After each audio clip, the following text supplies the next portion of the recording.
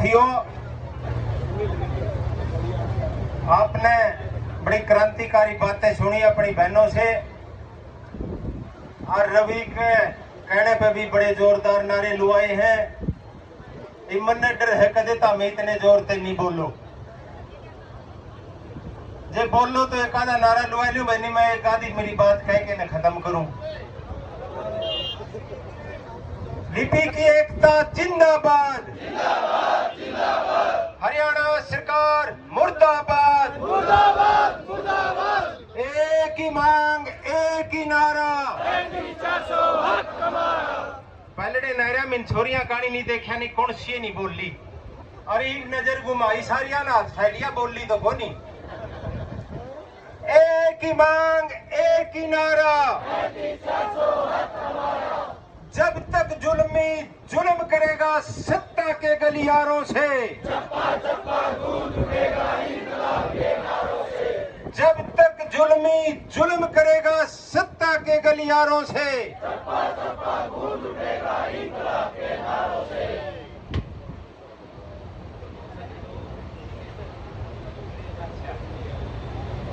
बहुत ही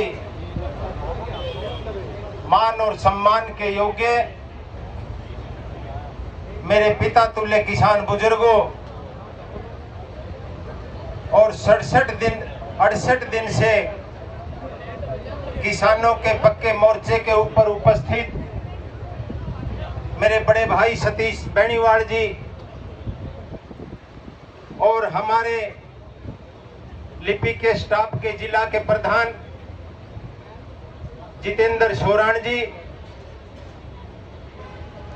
उपायुक्त कार्यालय के प्रधान राजेश घोटिया जी, शिक्षा विभाग के हमारे वरिष्ठ साथी राजेंद्र सिंह डांडा जी, प्रवीण गर्ग जी, दिनेश फौजी जी, रवि शंकर प्रसाद शर्मा जी। बड़ा नाम है, कोई बात को नहीं यार, नाम है रामायण नहीं है। और सभी विभागों के लिपि के स्टाफ के प्रधान, मेरे नौजवान साथियों, मेरी बहन और बेटियों, आज हमारा 5 तारीख से लगातार चलता हुआ धरना आज 8 अगस्त में प्रवेश कर गया है। तो कोई लंबी चौड़ी बात कहने की आवश्यकता शेष नहीं रहती, क्योंकि हम धरती से जुड़े हुए लोग हैं, हम किसानों के पुत्र हैं। हम ये मान करके चलते हैं, जब टटीरी ताल में अंडे दे दे तो हम ये मान करके चलते हैं उस समय बरसात कम होगी। चैत और बैसाख के महीने में अगर सुबह सवेरे आकाश में तितर पंखी हो और छोटी छोटी बदलियां हो, तो हम ये मान करके चलते हैं कि वर्षा के साथ ओलावृष्टि की भी संभावना है। हम लैक्टोमीटर से दूध की पैमाइश करते हैं, इसके अंदर इतना दूध है, इतना घी है, इतना पनीर है, और हम थर्मामीटर से ये मापने का काम करते हैं फला व्यक्ति को इतना बुखार है। और आज इस धरना स्थल के ऊपर उपस्थित आपका ये तना हुआ सीना, आपका ये धधकता हुआ चेहरा, और अन्याय और जुल्म के खिलाफ ये लड़ाई लड़ने की जो आंखों में जो लालिमा दिखाई दे रही है, मैं निश्चित रूप से कह सकता हूं कि 35-400 आपसे दूर नहीं है। क्योंकि मेरे साथियों, बात 35-400 की भी नहीं थी, हमारे मान सम्मान की थी, हमारे अस्तित्व की थी, हमारे स्वाभिमान की थी। अंग्रेज इस देश के अंदर आया था और अंग्रेज ने एक नीति अपनाई थी कि भारतीय महिला के उदर से अगर कोई बच्चा पैदा हो, वो कलरक और मुंशी पैदा हो, और उसको कम वेतन और काम ज्यादा का फार्मूला अपना करके इस प्रकार की अंग्रेजी उसको सिखाई जाए कि वो अंग्रेजी समझ सके, उसका जवाब ना दे सके। अंग्रेज इस देश को छोड़ करके चला गया। हमारे स्वतंत्रता सेनानियों ने अनेकों प्रकार के सपने संजोए थे, उन्होंने सोचा था अंग्रेज इस देश को छोड़ करके जाएगा, हम भारतीयों का राज इस भारत में होगा और सत्ता परिवर्तन के साथ व्यवस्था परिवर्तन होगा। और किसी वर्ग की तो व्यवस्था परिवर्तन हुई या नहीं हुई, लेकिन 1947 की आजादी के बाद लिपिक वर्ग की व्यवस्था परिवर्तन तो दूर की बात थी, दुर्गति निरंतर होती चली गई। और उस दुर्गति का यह परिणाम रहा कि न हमें समाज के अंदर इज्जत मिली, न हम अपने बच्चों की अच्छी तरह परवरिश कर सके, हम अपने बूढ़े माँ बाप को अपनी आर्थिक हालात की वजह से अच्छे हॉस्पिटल में दवाई भी नहीं दिलवा सके। हमें इस प्रकार की प्रताड़नाओं का सामना करना पड़ा कि अगर कोई अधिकारी के सामने अगर अपने कार्य के बारे में पूछने आता था तो वो ये कह करके उसको टहला दिया करता था कि इस काम को कलरक नहीं होने देता।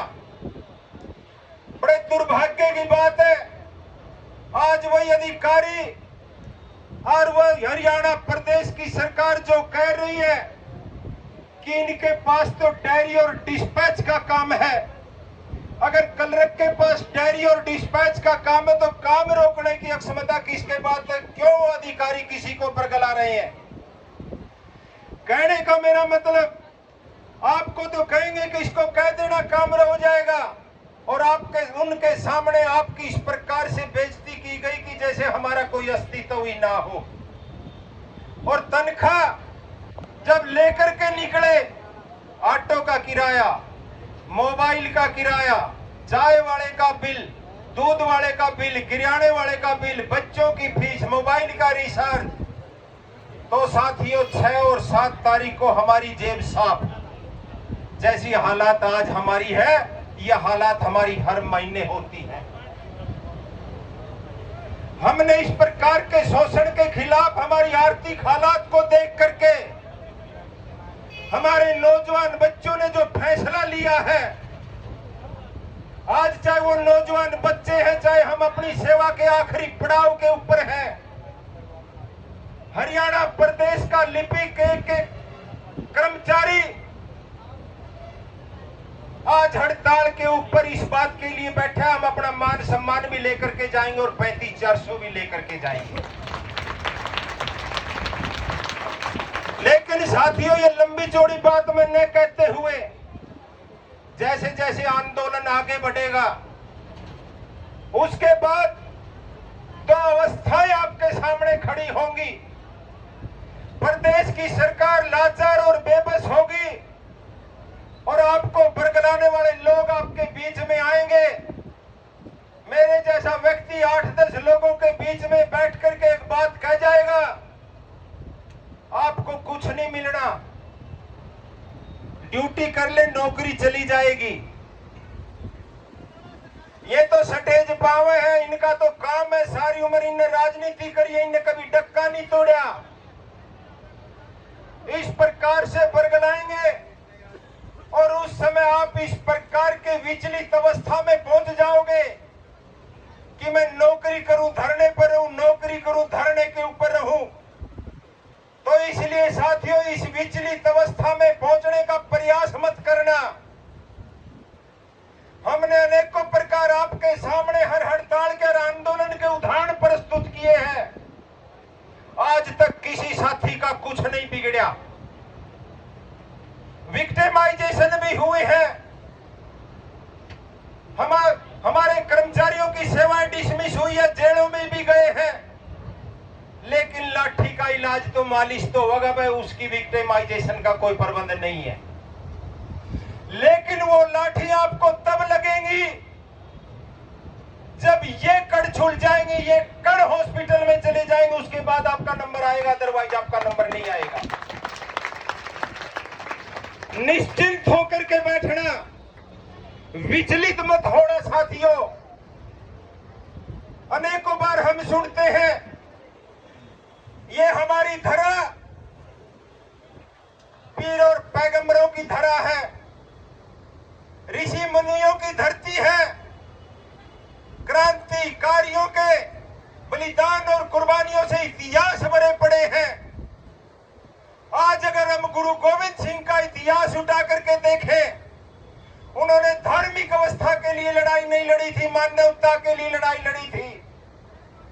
और जब मानवता के लिए लड़ाई लड़ी थी, सेना उसके सामने थी और सारे सैनिक लड़ने के लिए, मरने के लिए, कुर्बान होने के लिए तैयार थे। लेकिन गुरु गोविंद सिंह एक आम इंसान नहीं थे, वो परमात्मा के रूप धरती के ऊपर इंसान के रूप में अवतरित हुए थे। उन्हें पता था, उन्हें अच्छी तरह से ज्ञान था कि ये कितने कामयाब होंगे। इन्होंने कहा चमकौर का युद्ध हम बाद में लड़ेंगे, पहले हम आपकी परीक्षा लेने जा रहे हैं। उन्होंने कहा आज मुझे बलि चाहिए, बलि। उन्होंने कमरा बनाया और वहां एक लाल रंग का डिब्बा रखा। तो साथियों, उन्होंने कहा वो एक साथी मैं उनकी बलि लूंगा, उनकी तलवार से गर्दन तराश करूंगा। पहले साथी आए, उनको अंदर बिठा दिया गया और तलवार को उस लाल रंग में भिगो करके बाहर लेकर के आए। दूसरा सैनिक मांगा तो साथियों 5 सैनिक निकल करके आए थे। सबने कह दिया कि हमको नहीं बलि हो, हम तो युद्ध में जैस कहा। तो गुरु गोविंद सिंह ने कहा 500, तो वे 5 प्यारे निकल करके आए थे। तो आज ये गुरु गोविंद सिंह की सेना है जो 5 सैनिकों के रूप में आज हजारों की संख्या में साथियों आप खड़े उतरने का काम करना। इस प्रकार के इतिहासकार, इस प्रकार के साधु संत महात्माओं ने हमें संदेश दिए हैं। इसलिए वादा खिलाफी करने का प्रयास मत करना। परसों एक बहन कह रही थी कि जब इन्होंने CWS जितेंद्र शोरान और ने खड़ा किया, हमने इसको बहुत प्रताड़ित किया। अनेकों प्रकार के हमने सोशल मीडिया के ऊपर व्यंग्य किए। इन साथियों की आंखों में आंसू अवश्य आए होंगे। मैं बहन जी को यह बताना चाहता हूं, बहन जी, जितेंद्र शोरान की आंखों में आए हुए आंसू इस बात का परिणाम है कि आज सेक्रेटेरिएट की धरती पर हजारों की संख्या में साथी इकट्ठे हैं। इतिहास अपने आप को दोहराता है। ये हमारे किसान पिता तुल्य बैठे हैं। दिल्ली के अंदर जब इन्होंने पड़ाव डाला था, अनेकों प्रकार के उतार चढ़ाव आए थे।